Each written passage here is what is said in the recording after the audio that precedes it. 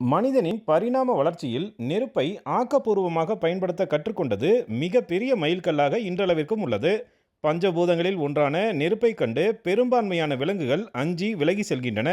குறிப்பாக chimpanzee, gorilla போன்ற குரங்குகள் நெருப்பினை பயன்படுத்துவதை ஆய்வாளர்கள் கண்டறிந்துள்ளனர்.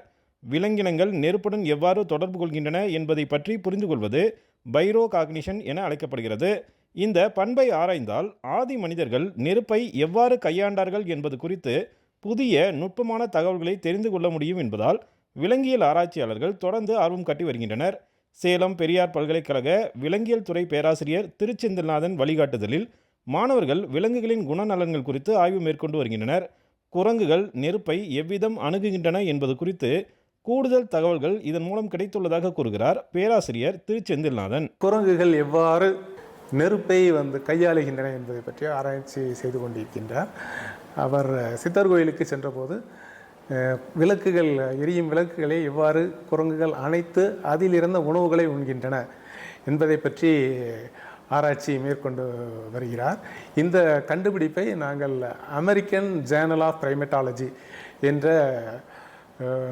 ஜேர்னலில் பப்ளிஷ் செய்துள்ளோம். ஜப்பானில் உள்ள சிபா உயிரியல் பூங்காவில் வாழும் மக்காக் வகை குரங்குகள் நெருப்பில் போடப்பட்ட சர்க்கரை வள்ளிக்கிழங்கினை எடுத்து சாப்பிடுகின்றன என்பதை ஆய்வாளர்கள் கண்டறிந்துள்ளனர்.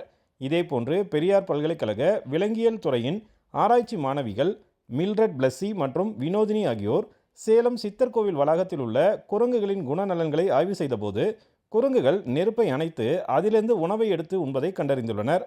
இந்த ஆய்வு முடிவுகள் சர்வதேச ஆராய்ச்சி இதழ்களில் வெளியிடப்பட்டுள்ளதாகவும் சேலத்தில் உள்ள குரங்குகள் 4 விதமாக நெருப்பினை கையாள்வதாகவும் கூறுகிறார் ஆராய்ச்சி மாணவி மில்ட்ரட் பிளஸ்ஸி. பக்தர்கள் எல் விளக்கு வச்சப்போ மங்கீஸ் அந்த எல் விளக்கில் இருக்க நெருப்பை அணைச்சிட்டு அந்த எல்லை எடுத்து சாப்பிட்டது. அதுக்கு 4 வகையான டெக்னிக்ஸை பயன்படுத்துச்சு. ஸோ அது இல்லாமல் அது ரைஸ் ஃப்ளோர் லேம்ப், அதுக்கப்புறம் கோக்னட் லேம்ப் இதையும் அணைச்சி அதோட ஃபுட்டை சாப்பிட்டுச்சு.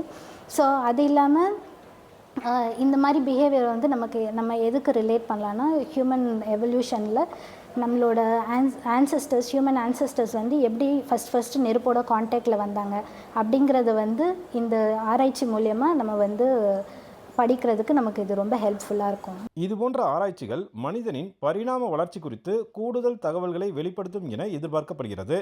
சேலத்திலிருந்து குணசேகரன், விஜயகுமார்.